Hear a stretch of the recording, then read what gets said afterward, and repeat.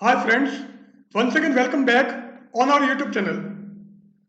In the today's lecture of waves and acoustics, we will discuss about motion of longitudinal waves in a solid bar or solid rod. दोस्तों, एक बार फिर आपका हमारे YouTube channel पर स्वागत है। दोलन एवं तरंगे के आज के हमारे इस लेक्चर में हम एक ठोस छड़ में अनुदैर्ध्य तरंग की गति के बारे में चर्चा करेंगे। So, as an example of one-dimensional traveling waves, today we will discuss about motion of longitudinal waves in a solid bar. तो एक विमीय प्रगामी तरंग के उदाहरण के रूप में आज हम एक ठोस छड़ में अनुदैर्ध्य तरंग की गति के बारे में चर्चा करेंगे। So, speed of longitudinal waves in a solid bar. तो ठोस छड़ में अनुदैर्ध्य तरंग की चाल या ठोस छड़ में अनुदैर्ध्य तरंग का वेग। A bar or a rod means a body of homogeneous and isotropic material whose length is much greater than as compared to its cross-sectional area. तो एक छड़ एक ऐसे समांगी तथा समदैशिक पदार्थ से निर्मित वस्तु है जिसकी लंबाई उसके अनुप्रस्थ काट के क्षेत्रफल की तुलना में बहुत अधिक होती है। Longitudinal vibrations in a bar can be produced by stroking it at one end with a hammer so that its each cross section vibrates forward and backward about its mean position. यदि किसी छड़ को उसके एक सिरे पर हथौड़े की सहायता से मारा जाए तो उसमें अनुदैर्ध्य कंपन उत्पन्न होते हैं, क्योंकि जैसे ही छड़ के एक सिरे को हम हथौड़े की सहायता से मारते हैं तो प्रत्येक अनुप्रस्थ काट मध्य स्थिति के आगे पीछे कंपन करने लगता है तथा इस प्रकार इसमें अनुदैर्ध्य कंपन उत्पन्न होते हैं। Let the longitudinal waves be produced in a rod. माना एक छड़ में अनुदैर्ध्य तरंगें उत्पन्न होती हैं। Now here we have a rod. तो हमने ये एक छड़ दिखाई है, इसका एक एंड है या एक सिरा है जिसको हमने x इक्वल टू 0 कहा है। तो ये लेयर P और ये लेयर Q। लेयर P की इस O से दूरी x तथा इस लेयर Q की O से दूरी x plus dx है। So P and Q are two layers of a rod and this is its one end and another end is this one. Here we consider the length of rod is L. यहां हमने यह माना है कि छड़ की लंबाई L है। Let A be the area of cross section of rod and rho be the density of material of rod. माना छड़ के अनुप्रस्थ काट का क्षेत्रफल A है तथा छड़ के पदार्थ का घनत्व rho है। Let Y be the Young's modulus of material of this rod. माना इस छड़ के पदार्थ का यंग प्रत्यास्थता गुणांक Y है।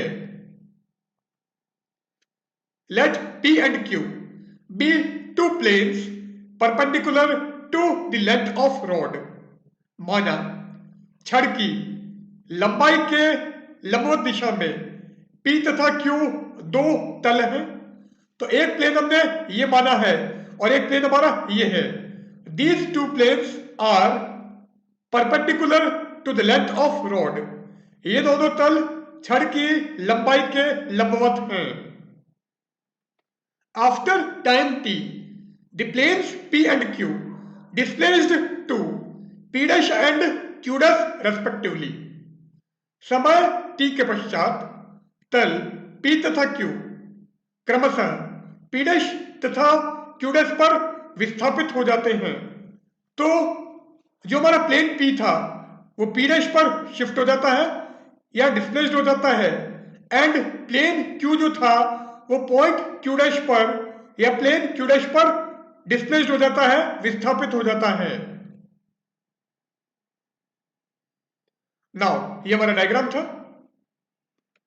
OP equal to x and OQ equal to x plus dx. तो इस डायग्राम से क्लियर है कि OP x है जबकि OQ x प्लस dx है. If PP dash equal to y and QQ dash equal to y plus dy, यदि PP dash y है एवं QQ dash y plus dy है तो after time t, the distance between the planes, समय t के पश्चात तलों के मध्य की दूरी, तो P एंड Q जो प्लेन थे इन प्लेन के बीच की टाइम t के बाद में डिस्टेंस क्या होगी उसको हमको निकालना है, क्योंकि टाइम t के बाद में P हमारा P' पर चला गया है जबकि Q Q' पर शिफ्ट हो गया है. इसका मतलब अब दोनों प्लेन के बीच की डिस्टेंस P' Q' होगी. So P' Q' equal to OQ' minus OP', OQ' minus OP'. Now OQ' क्या है? OQ' equal to OQ plus QQ'.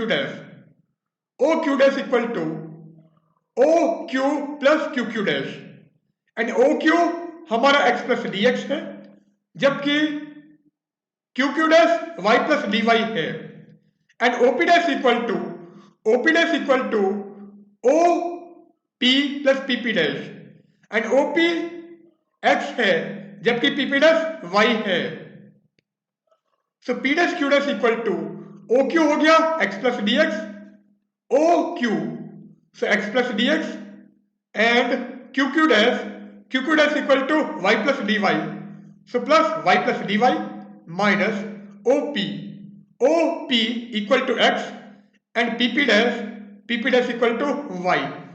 So P' Q' equal to x plus dx plus y plus dy minus x plus y. So x plus y से x plus y cancel हो जाएगा.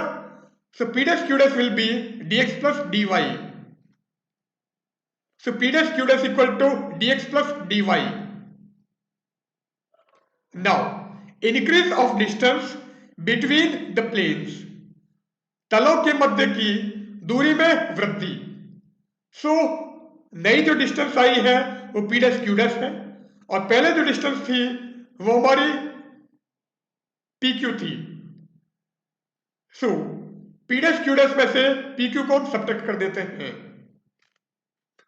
And PQ क्या होगा? x plus dx minus x. इसका मतलब dx plus dy में से हमको dx को सब्ट्रैक्ट करना है. So increase of distance between the planes, तलों के मध्य की दूरी में वृद्धि, equal to P' Q' minus PQ and P' Q' equal to dx plus dy and PQ equal to dx. So dx plus dy minus dx, so dx से dx cancel हो जाएगा.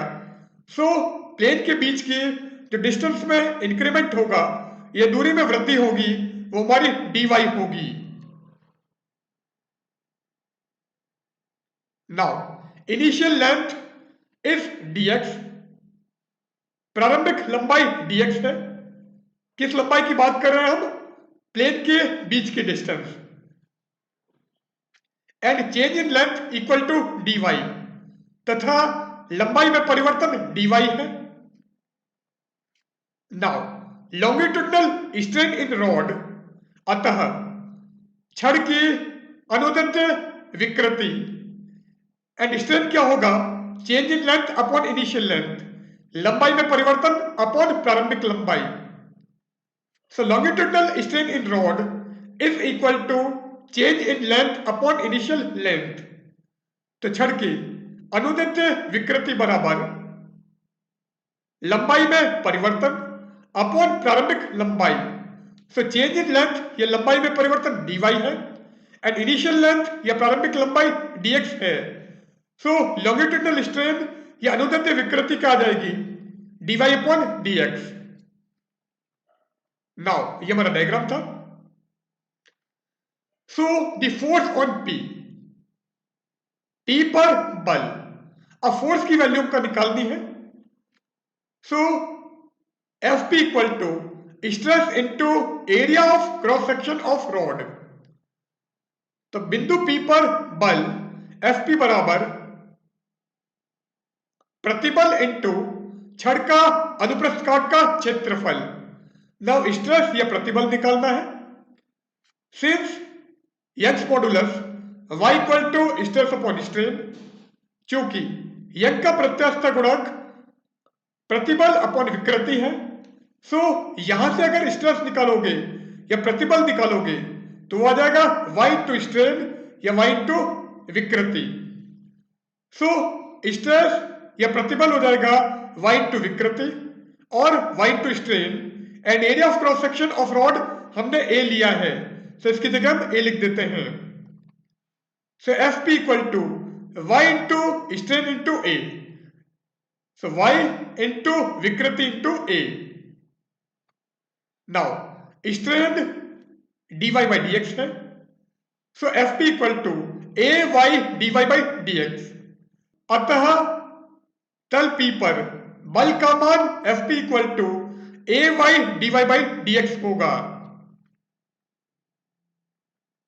नाउ ये हमारा डायग्राम था। Fp की value हमने ये निकाली है। सिमिलरली फोर्स ऑन Q, इसी प्रकार Q पर बल Fq equal to Fp plus del Fp by del x into dx। तो Q पर बल का मान ये होगा। नाउ रिजल्टेंट फोर्स या परिणामी बल अगर निकाले तो क्या आएगा, resultant force acting on the layer between the planes P and Q। अतः तल P तथा Q के मध्य स्थित परत पर कार्यरत बल, सो रिजल्टेंट फोर्स निकालोगे तो वो क्या आ जाएगा, Fq minus Fp। So F equal to Fq minus Fp। So इस Fp को हम लेफ्ट में ले जाते हैं, सो Fq माइनस Fp आ जाएगा del Fp upon del x into dx। So F बराबर del Fp upon del x into dx। So this will be the resultant force acting on the layer between the planes P and Q। तो यह तल P तथा Q के मध्य स्थित परत पर कार्यरत परिणामी बल होगा।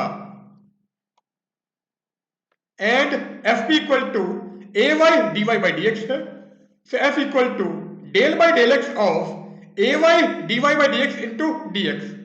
अब a constant y constant and इसका अब x के रेस्पेक्ट में डिफरेंशियल कर देते हैं, तो ये क्या हो जाएगा del two y by del x to.